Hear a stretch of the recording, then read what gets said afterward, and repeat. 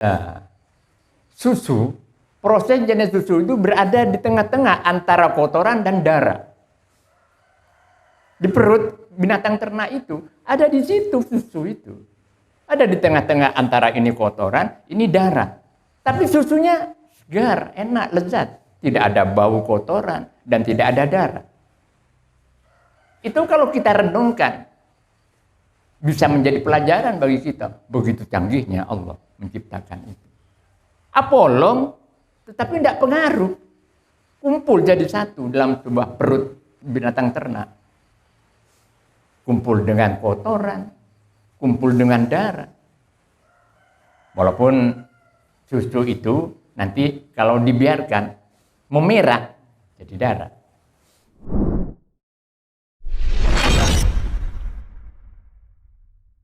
Bismillahirrahmanirrahim. Halaman 343 surah Al-Mu'minun ayat 18. Kita ulangi ayat 18. Kemarin sudah tapi sedikit.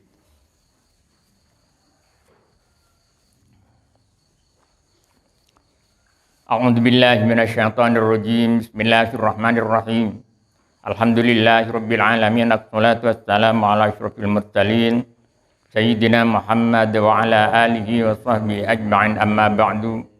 Fa inna afdaqal hadithi kitabullah wa khairul hadi hadi Muhammadin sallallahu alaihi wasallam wa syarrul umuri muhdatsatuha wa kullu muhdatsatin bid'ah wa kullu bid'atin dhalalah wa kullu dhalalatin finnar.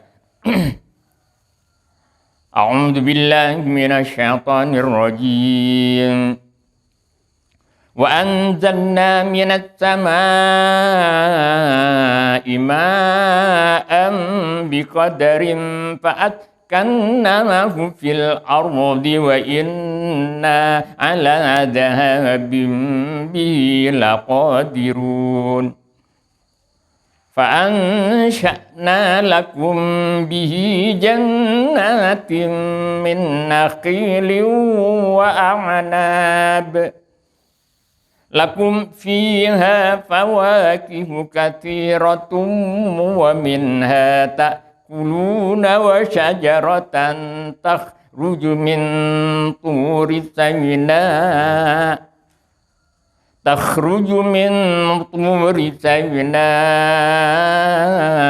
تنبت بالدهن وصبغ للآكلين وإن لكم في الأنعام لعبرة نسقيكم مما في بطونها walakum fiha manafi'u katsiratun wa minha ta'kuluna wa 'alayha wa 'alal fulki tuhmalun. Shadaqallahul azim. Ayat ini kemarin satu ayat sudah kita cangking, kita ikutkan pada pembicaraan pertemuan pertama setelah libur Ramadan dan libur Idul Fitri. Karena begitu pentingnya ketersambungan ayat-ayat ini, maka ayat 18 surah Al-Mu'minun ini kita ulangi hingga nyambung, bersambung dengan ayat-ayat berikutnya.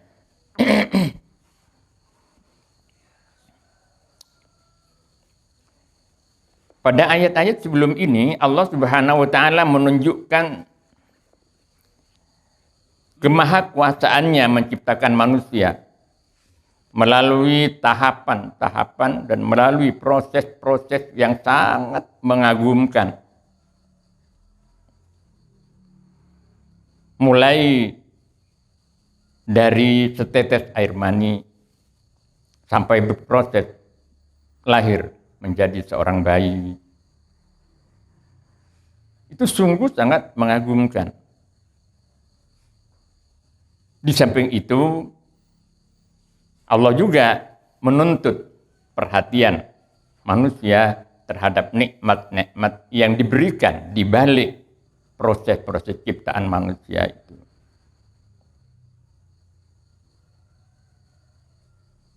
Ini bisa dibaca dari Ayat 14, tsumma ja'alnahu nutfatan fi qararim makin, dan seterusnya.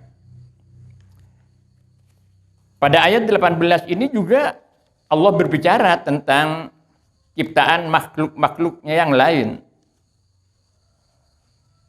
yang merupakan bagian dari pengaturan dan perhatian Allah terhadap hambanya.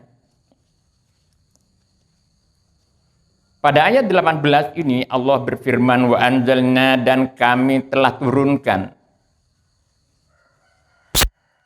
minas samai, dari langit. Apa yang diturunkan dari langit? Ma'an, diturunkan pada air hujan maksudnya. Biqadarin, dengan kadar keperluannya. Jadi ukuran, kadar itu ukuran. Kadar emas ini berapa karat, itu kadar. Dari kadar itu diketahui nilai sesuatu benda.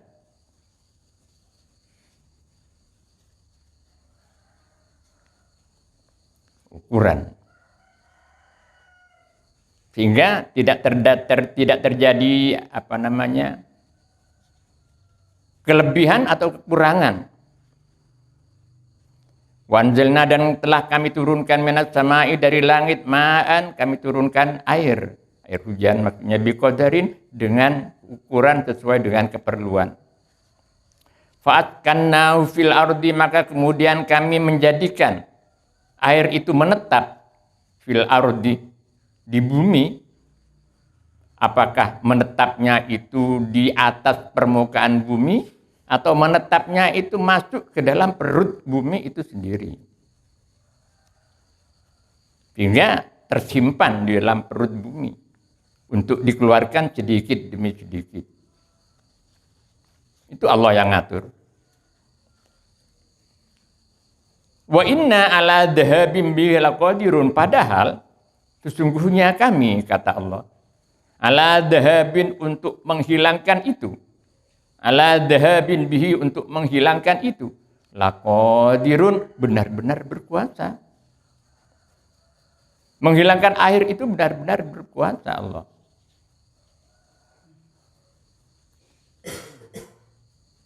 Kata dhahabin itu nakiroh. Dalam bahasa Arab, tata bahasa Arab itu sebuah kata itu ada dua macam. Ada kata atau kalimat yang ma'rifah, yang sudah dikenal. Ada kata atau kalimat yang nakiroh, yang umum sifatnya. Nah, di sini Allah menggunakan kata yang nakiroh, yang umum. Ala dhahabin bihi. Wa inna, dan sungguhnya kami, kata Allah, ala dhahabin bihi, untuk menghilangkan air itu. Karena ini bentuknya nakir, sifatnya umum, artinya berbagai cara yang bisa dilakukan oleh Allah untuk menghilangkan air itu. Antara lain misalnya terjadinya kemarau yang panjang, sehingga air yang ada di permukaan bumi atau yang diserap ke dalam perut bumi itu menjadi hilang. Jadi hilang.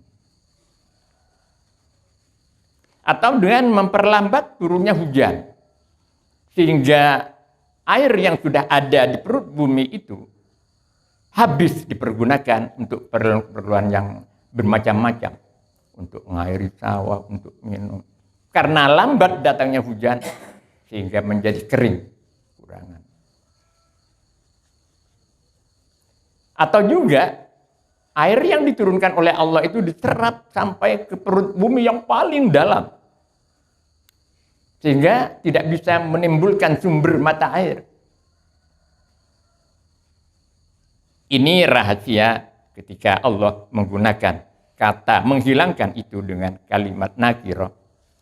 Wa inna ala dhahabin bihi laqadirun, benar-benar maha kuasa. Kenapa itu tidak dilakukan? Karena Allah sangat respect terhadap hambanya, terhadap ciptaannya, agar supaya bisa berkembang.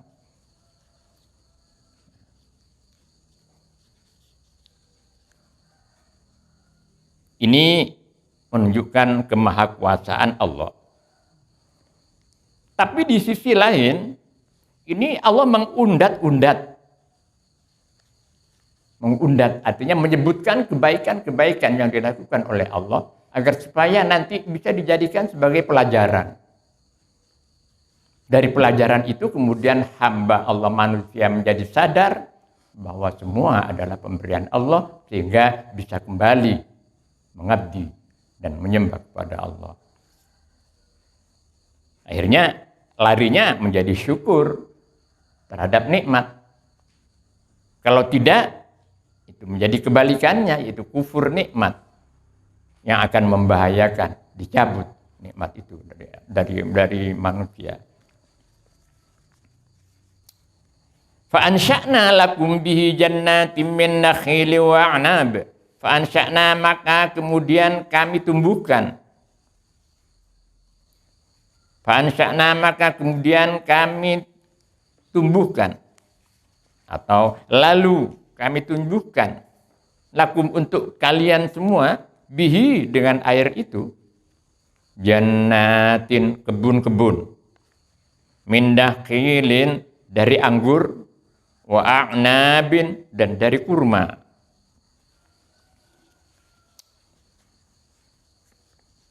Di Arab sana nggak ada kebun duren. Jadi yang disebut di sini kurma dan anggur. Umpama di situ ada duren, mungkin ada duren juga.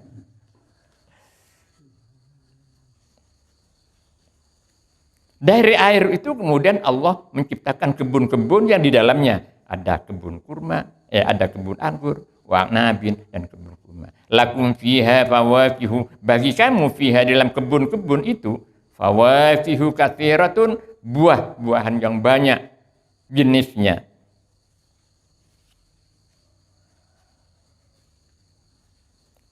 Jenis dari anggur dan jenis dari kurma itu banyak jenisnya. Mulai dari kurma yang muda, yang bisa dipergunakan ceritanya untuk perempuan yang mandul. Ada kurma muda yang masih paka itu. Apa paka itu? Bahasa sepet ya, yang masih sepet. Itu kalau dimakan rutin, orang yang lama tidak punya anak itu. Ada yang lebih tua lagi. Kalau kita beli kurma yang lebih tua, kalau ditaruh seminggu saja sudah itu ada keluar bulu-bulu itu, menjamur, keluar jamur. Saya dikasih orang, tak simpen. Setelah saya simpan, akhirnya saya dibuat, sudah jamur hitam-hitam itu. Itu yang lebih tua daripada yang cepet itu.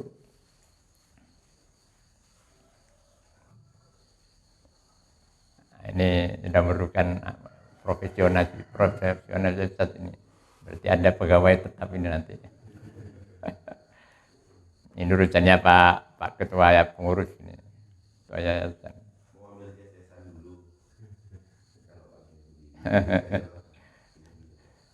Awas editingnya ini, jangan masuk ini.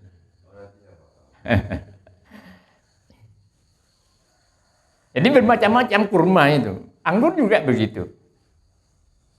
Ada kurma kering, ada kurma basah, macam-macam. Fawakihu katsira. Buah-buahan katsiratun yang banyak jenisnya.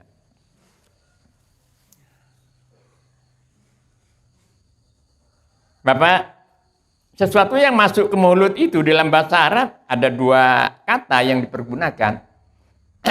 Al-Quran menggunakan dua kata. Yang pertama adalah to'am.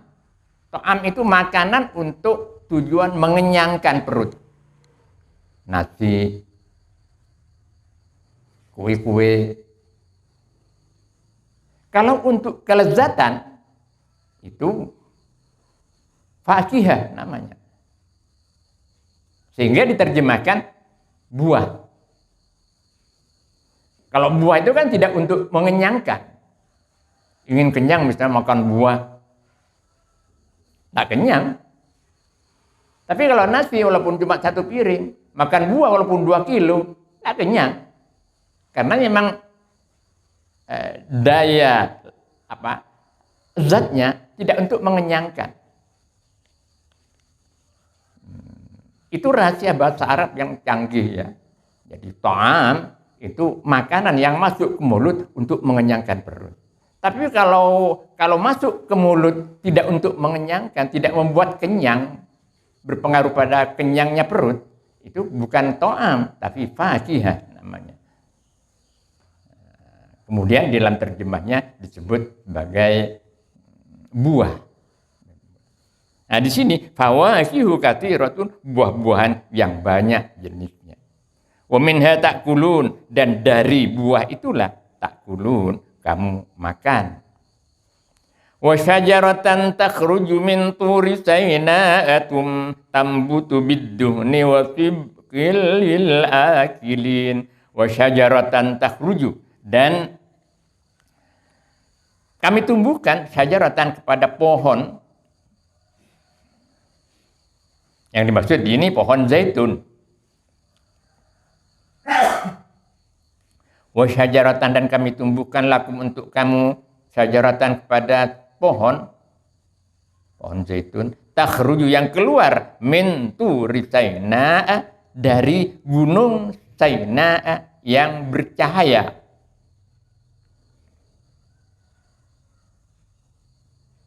Ini arti bahasanya.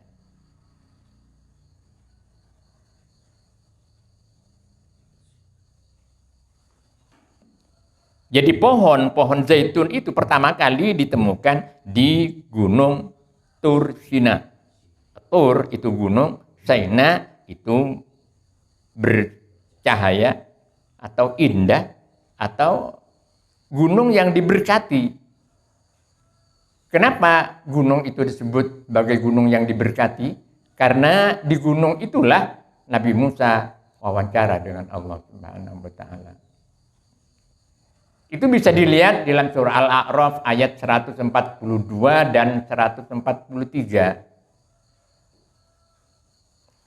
Walamma ja'a Musa limiqatina, dan terusnya itu. Ayat 142.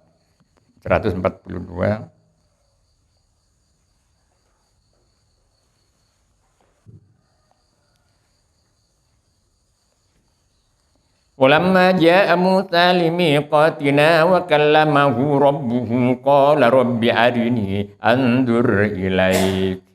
Ketemu Pak Guru. 142 43. Qala lan tarani walakin indur ilal jabali fa in istaqarra makanahu fasawfa tarani. Falamma tajalla rabbuhu lil jabali ja'alahu dakkan wa qarra Musa sa'iqa. Ya. Falamma ja'a Musa. Al-A'raf 142 43 ada. Ya, 43 ya. Coba.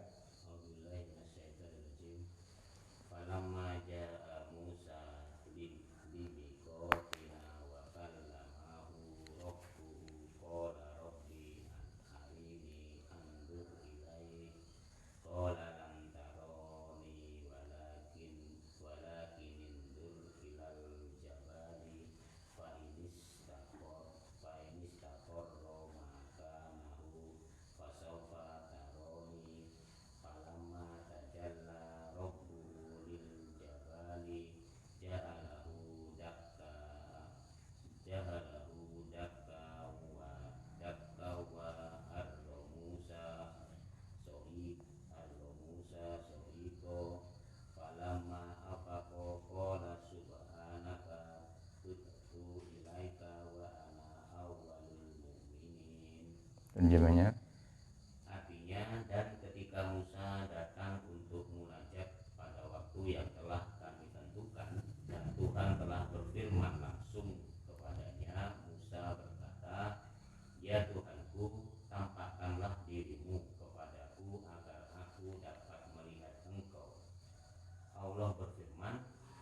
engkau tidak akan sanggup melihatku.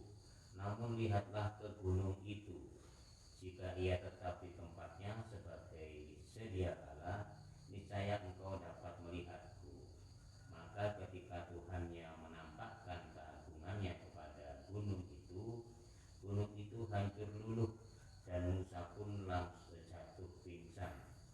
Setelah Musa sadar, dia berkata, Maha suci engkau, aku bertobat kepada engkau dan aku adalah orang yang pertama-tama beriman. Ya. Di situ disebutkan oleh Allah karena Nabi Musa itu minta melihat Allah secara terang ya. Dijawab oleh Allah, kamu tidak bisa melihat aku, lihat aja ke gunung itu. Nah, gunung itu yang dimaksud adalah gunung Tursina ini. Profesor Dr. M. Quraish Shihab dalam tafsirnya itu, karena memang beliau itu alumni Al-Azhar di Mesir, gunung Tursina ini tidak jauh dari Teluk Aqabah, dekat dengan terusan Suez juga.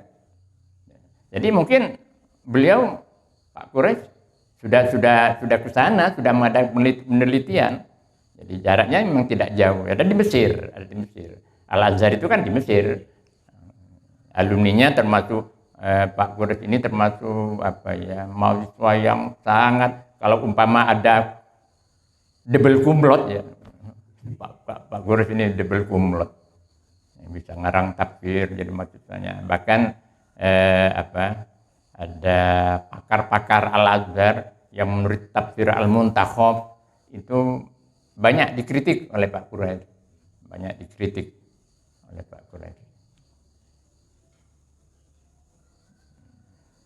Jadi gunung di situ yang maksud adalah Mendur ilal jabali. Nah, gunung yang maksud di situ adalah gunung Tursina ini. Jadi gunung yang diberkati, gunung yang indah dan diberkati. Karena di situ tempat Nabi Musa matur pada Allah Subhanahu wa taala. Nah, pohon zaitun ini tumbuh di situ. Walaupun di tempat-tempat lain ada yang tumbuh, cuma pertama kali pohon zaitun itu tumbuhnya di situ. Bahkan Pak Quraish dalam tafsirnya itu menyebutkan tembakau itu disebut tembakau disesuaikan dengan nama pertama kali tembakau itu ditemukan pada tahun 1519 Masehi. Di situ ditemukan di Meksiko, namanya Tobacco tempatnya. Jadi tempatnya itu tempat ditemukannya tembakau pertama kali itu nama kotanya Tobacco di Meksiko, di negeri Meksiko. Sehingga walaupun tubuhnya di Indonesia tetap dinamakan tembakau. Padahal nama aslinya Tobacco sana di Meksiko. Sama dengan ini. Artinya pohon zaitun itu tumbuh di beberapa tempat. Pertama kali tumbuhnya itu di Gunung Tursina ini.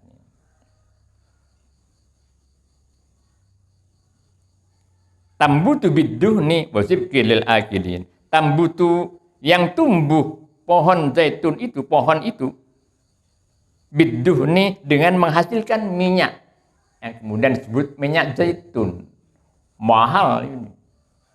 Kegunaannya luar biasa, banyak kegunaannya.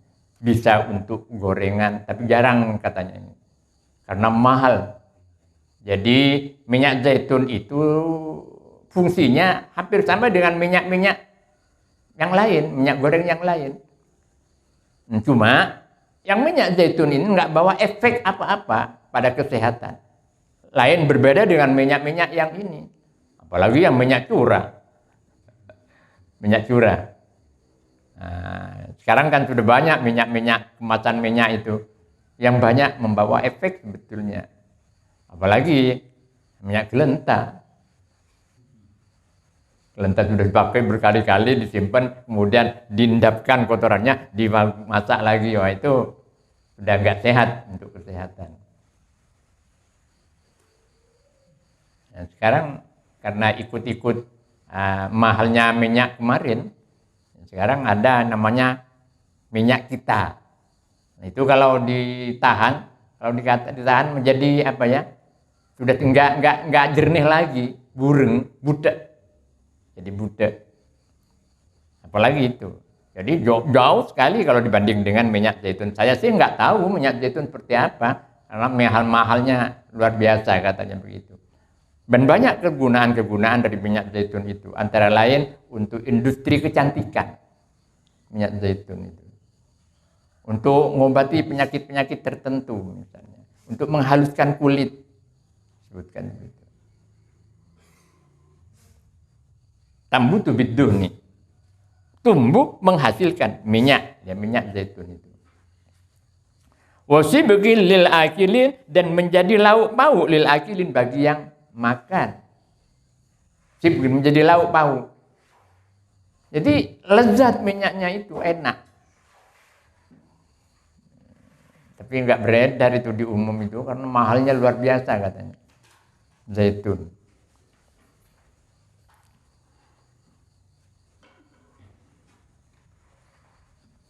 Al-Quran banyak, ada beberapa ayat membicarakan tentang minyak zaitun ini.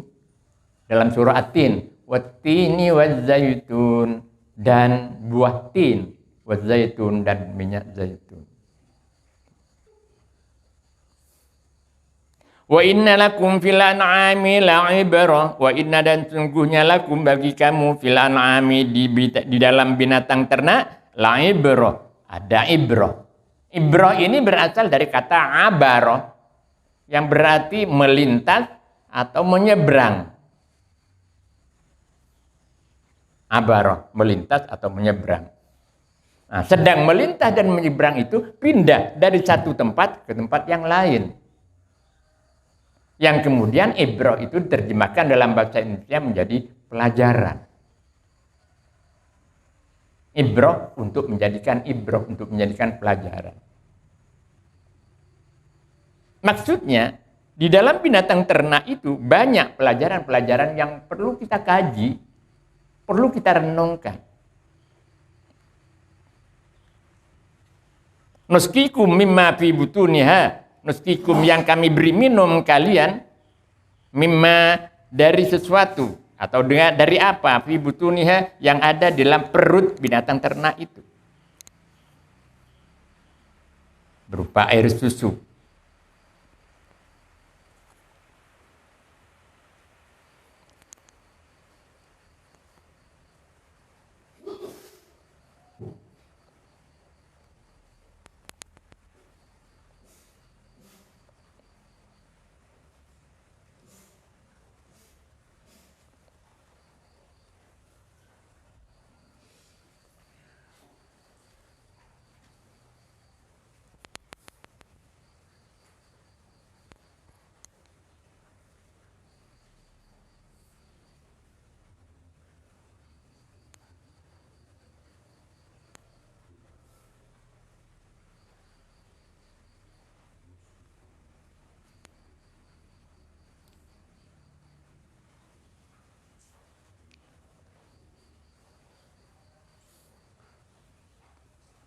Ini bisa dilihat dalam surah An-Nahl ayat 66. Wa inna lakum fil an'ami la'ibratan nusqikum min butunihi mimma fi butunihi min baini fardatin wa zamal labanan khalisan lis-saribin. Surah An-Nahl ayat 66. Ada. Coba.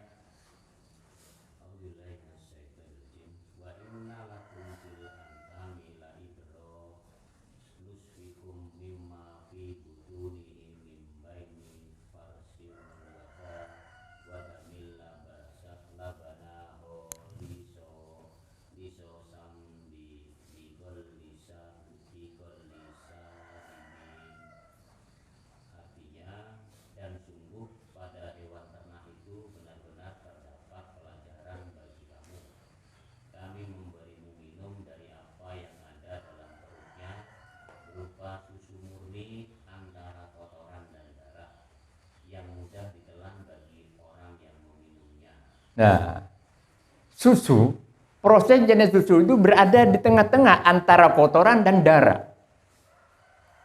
Di perut binatang ternak itu, ada di situ susu itu. Ada di tengah-tengah antara ini kotoran, ini darah. Tapi susunya segar, enak, lezat. Tidak ada bau kotoran dan tidak ada darah. Itu kalau kita renungkan, bisa menjadi pelajaran bagi kita. Begitu canggihnya Allah menciptakan itu. Apolong, tetapi tidak pengaruh. Kumpul jadi satu dalam sebuah perut binatang ternak. Kumpul dengan kotoran, kumpul dengan darah. Walaupun susu itu nanti kalau dibiarkan memerah jadi darah. Guru saya bercerita waktu Molang bahwa bayi itu kalau dibiarkan menitek sampai besar pun juga mau menitek. Nah, beliau guru saya bercerita, pernah satu keluarga banyak kambingnya. Nah ini sampai bisa mengingu kambing, mengeluarkan kambing ke tempat gembalaan, itu nyangu, susunya ibunya diperas. Dari ASI itu diperas, diwadai untuk diminum. Tapi karena lama tidak diminum, kemudian air susu yang diperas itu, yang dibawa buat sango itu untuk mengembalakan kambing, itu jadi merah, jadi darah.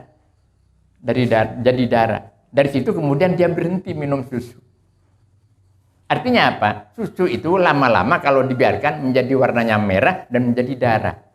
Walaupun di dalam perut binatang ternak itu sendiri, walaupun kumpul dengan darah, itu tidak terpengaruh waktu itu. Begitu diperah, tidak merah. Begitu juga, walaupun kumpul dengan kotoran, tidak menyebabkan susu itu menjadi bau. Itu kecanggihan ciptaan Allah Subhanahu wa taala. Oleh karenanya di situ wa innalakum fil an'ami la'ibrah. Sungguhnya di dalam binatang ternak itu ada pelajaran yang didapat kamu ambil agar supaya kamu sadar bahwa itu ciptaan yang maha canggih dan diciptakan oleh yang maha kuasa. Nah, di sini juga sama dengan itu. Wa innalakum fil an'ami la'ibrah nusqikum mimma fi butuniha.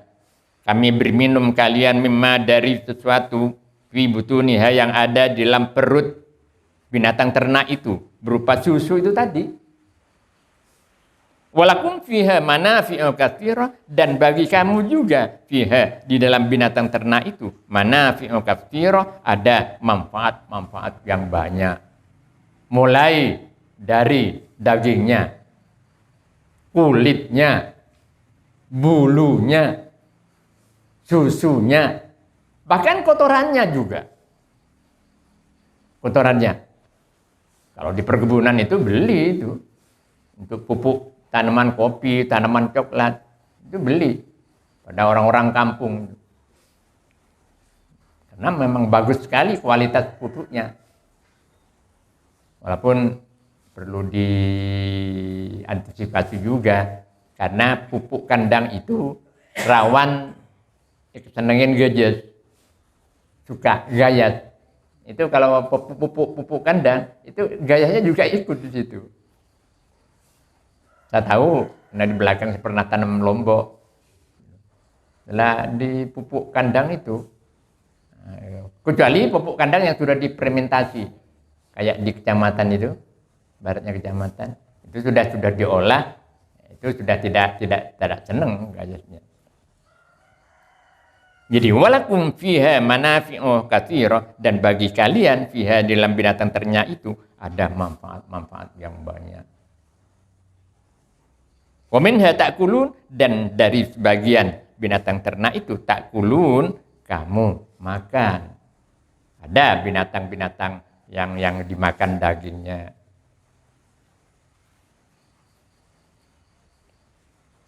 Wa 'alaiha wa 'alal fulki tuhmalun, dan di atas binatang ternak itu, wa 'alal fulki, dan di atas perahu, tuhmalun, kamu diangkut. Binatang ternak, ada kuda, bisa untuk tunggangan dari satu tempat ke tempat yang jauh. Unta juga bisa ditunggangi, bisa mengangkut orang, mengangkut barang dari satu tempat ke tempat yang lain. Dan di dalam binatang unta itu luar biasa rahasia kecanggihan ciptaannya. Allah menciptakan unta itu, di dalam perutnya itu ada bahan untuk menyimpan air. Karena ini binatang gurun pasir yang tahan untuk menyeberang cuaca panas, suhu panas yang luar biasa. Karena air yang dalam perutnya itu bisa dikeluarkan lagi untuk diminum. Begitu canggihnya Allah. Dan itu perlu kita renungkan. Ibrah itu tadi untuk dijadikan pelajaran. Nah, dari pelajaran itu kemudian kita mengagumi Allah, Maha Suci Allah. Dari kemahasucian Allah itu kemudian kita menghitung-hitung betapa banyak nikmat-nikmat yang diberikan kepada kita. Dari renungan seperti itu menghasilkan syukur kita. Syukur kita kepada Allah Subhanahu wa taala. Di mana inti dari makna syukur itu adalah menggunakan nikmat-nikmat Allah itu untuk keperluan penciptaannya. Untuk keperluan penciptaannya. Misalnya, Allah menciptakan telinga. Untuk apa Allah menciptakan telinga? Ya tentu untuk mendengarkan hal-hal yang baik, mendengarkan bacaan Al-Quran, mendengarkan panggilan-panggilan sholat, suara adzan. Mulut misalnya, apa Allah maksud penciptaan mulut? Allah menciptakan mulut untuk berbicara yang baik-baik, berbicara yang benar, untuk membela kebenaran, untuk mengatakan ini halal, ini haram, ini hak, ini batil, dan seterusnya, dan seterusnya. Itu namanya bersyukur. Jadi, sorful abdi jami'a ma an'amallahu ilaihi lima khuliqat lahu. Jadi bersyukur itu intinya adalah menggunakan nikmat-nikmat yang diberikan Allah untuk maksud-maksud penciptaannya. Allah menciptakan sesuatu itu tentu ada maksud-maksudnya. Nah, maksud-maksud itulah yang kita terapkan, yang kita pergunakan ketika kita menggunakan nikmat itu. Panjang kalau kita berbicara tentang syukur, karena syukur itu yang pertama tentu secara mutlak kita bersyukur kepada Allah. Kemudian yang kedua kepada orang-orang yang menjadi perantara bagi kita. Siapa mereka itu? Orang tua kita. Orang tua kita yang menjadi perantara datangnya nikmat dari Allah. Misalnya mengandung, melahirkan, menjaga, merawat, menyekolahkan, memberi ilmu. Itu perantara-perantara semua orang tua kita untuk mendapatkan nikmat-nikmat dari Allah Subhanahu wa taala. Kemudian yang ketiga, guru kita. Guru kita yang memberi ilmu. Itu juga menjadi perantara. Yang keempat, pemerintah. Pemerintah itu juga yang menjadi perantara, yang mengatur ketertiban dalam hubungan sebuah masyarakat, dalam sebuah negara. Kalau tidak ada yang memerintah, bisa kocar-kacir kita. Bisa yang kuat memakan yang lemah. Yang pandai bisa memakan yang bodoh. Yang kaya bisa memakan yang miskin. Kalau tidak ada yang ngatur. Kalau tidak ada yang ngatur. Sekarang pertanyaannya dibalik. Kalau kemudian ada pemerintah tapi itu tidak berjalan, itu berarti pemerintah harus kita tuntut bisa mengatur ketertiban itu. Ada keadilan di situ yang harus ditegakkan, ada hukum di situ yang harus ditegakkan. Kalau sudah begitu, kalau tidak itu tidak dilakukan, sama saja dengan tidak ada pemerintahan. Kalau keadilan tidak ada, hukum tidak dilaksanakan, sama saja dengan tidak ada pemerintahan. Artinya masyarakat seenaknya sendiri. Yang kuat makan yang lemah, yang pintar makan yang bodoh, yang kaya makan yang miskin. Dan seterusnya. Nah, kemudian yang keempat tidak kalah pentingnya, yang menjadi perantara itu petani-petani itu. Ada petani yang suka nanam lombok, ada petani yang suka nanam sayur, ada petani yang suka nanam kopi, ada macam-macam. Kalau kemudian orang pinginnya nanam padi semua, apa yang terjadi? Ada kelangkaan unsur kebutuhan pokok yang lain. Tomat. Sekarang saya tahu harga-harga karena saya sering belajar sendiri. Tomat itu sudah 30 lebih. Entah sekarang Pak turun ya. 23. Hah? 23 ya. Yang dulu pernah tidak tak paju dari di sawah itu. Yang kusaki kau orang rogi ongkosnya. Nah, kalau semua misalnya tanam padi akan terjadi kelangkaan seperti itu. Sehingga nggak stabil harganya, nggak berimbang. Nah, itu juga berterima kasih pada petani-petani itu. Nah, itu menjadi perantara-perantara semua sehingga kehidupan ini menjadi tertib dan harmonis antara satu dengan yang lain. Itu berbicara dengan syukur, laibrah, jadi pelajaran untuk kita hidup bersama. Walaiha dan di atas binatang ternak itu, walal fulki dan di atas perahu, tuh malun, kamu diangkut. Karena waktu turunnya ayat ini tidak ada pesawat terbang, jadi tidak dicantumkan di sini. Jadi kalau dimasukkan di sini dan di atas pesawat terbang itu, kamu diangkut. Itu Masya Allah. Itu semua diundat dalam tanda petik. Diundat oleh Allah. Karena memang Allah berhak untuk mengundat itu. Berhak. Karena Allah yang punya, Allah yang berikan semuanya. Manusia tidak boleh mengundat-undat itu. Pemberian diundat-undat. Yoceng. Kecuali dari orang tua dan guru. Nah, kalau orang tua dan guru boleh ngoceng-ngoceng. Tidak punan bencong, peraja, pakanin ban kue ke sekolah. Apa buktian ban kering tua? Tidak apa-apa. Guru juga begitu. Pada muridnya, pada santrinya. Boleh ngoceng-ngoceng. Yang lain tidak boleh. Misalnya sesama teman, tetangga, saudara beri ngoceng. Ngundat-ngundat. Apa ya bahasa Jawanya? Ngundat ya? Oh, sama. Itu. Nah, ini semua ini dipaparkan oleh Allah Subhanahu wa taala. Tujuannya ibrah, untuk menjadi pelajaran. Sebab dari pelajaran itu bisa menghasilkan kesadaran.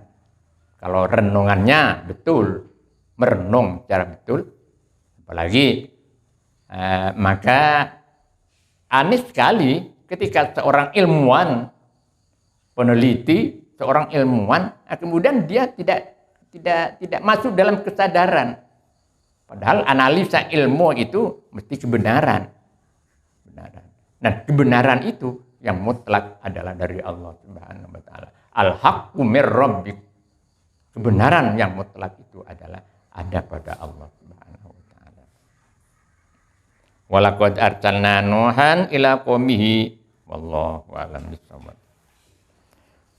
Kalamun qadimul la yamullu sama'uhu tanazzaha an qawlin wa fi'lin wa niyatin bihi astafi min kulli da'in wa nuruhu dalilun li qalbi inda jahli wa khirati faya rabbi mati'ni bisirri hurufihi wa nawwir bihi qalbi wa sam'i wa muqlati wa salli wa sallim ya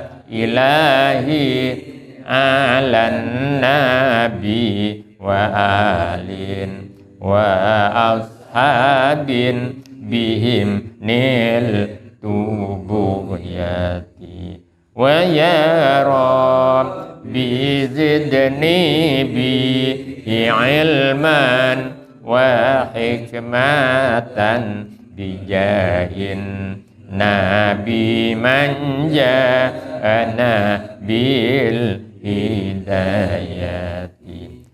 Wa ya Rabbi waffiqni bitaqwaka ya Allah, fa ya Rabbi irhamni bihusni khatimati. Alaihi salatullahi thumma salamuhu wa alin wa ashabin bihim nil tuhajati. Al-Fatihah. A'udzu billahi minasyaitonir rajim. Bismillahirrahmanirrahim. Alhamdulillah. Ar-Rahmanir-Rahim. Maliki yaumiddin. Iyyaka na'budu wa iyyaka nasta'in. Ihdinas siratal mustaqim. Siratal ladzina an'amta 'alaihim ghairil maghdubi 'alaihim waladdallin.